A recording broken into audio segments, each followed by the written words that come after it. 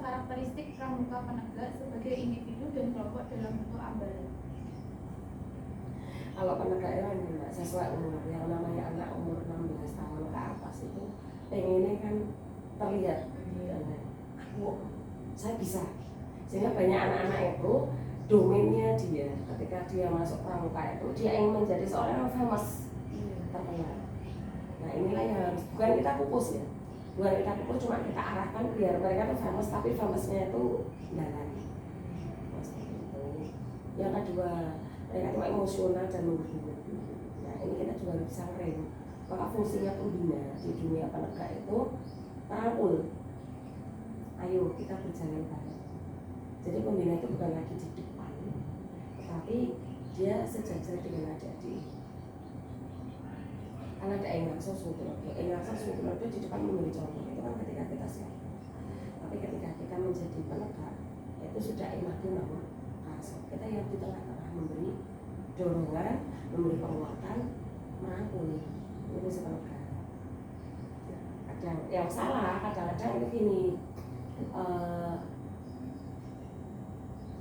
Ketika sudah ada dewan ambalan, maka pembina itu hanya sebagai pemanis. Dan ada juga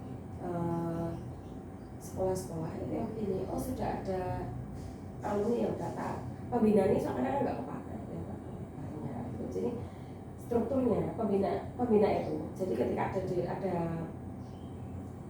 dewan ambalan itu di atasnya ada pembina, maka alumni ini adalah orang di luar kehidupan yang dia itu bisa membantu, tapi tidak punya hak apa-apa untuk memegang ambalannya. Makanya banyak yang kelirunya di situ. Ini harus diluruskan. Jadi besok seandainya kalian itu kembali ke paparan, ada alumni mulai aja, boleh pegang adiknya. Tetapi satu, tetap dalam konteksnya. Kesadaran itu tetap. Jadi baju ya sopan rapi dan sebagainya. Tidak semena-mena, tidak hanya sekedar balas dendam, tidak main tangan, tidak kasar dan sebagainya.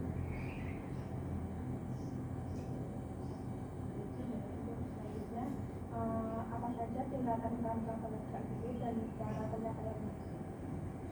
Itu disebut ada antara laksana, wakil ya Garuda ini paling bagus. Ada kan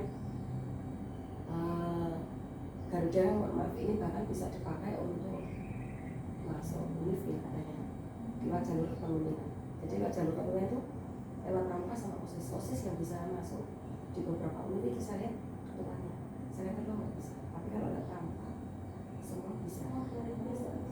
Semua Garuda bisa, bahkan kalau ketua ambalan bisa. Bahkan saya baca di beberapa web univ itu bisa lebih gampang. Kayak kemarin ada salah satu dari kami itu cuma pakai sertifikat perlombaan terus diumpat. Tapi juga ikutnya Garuda? Enggak. Oh enggak.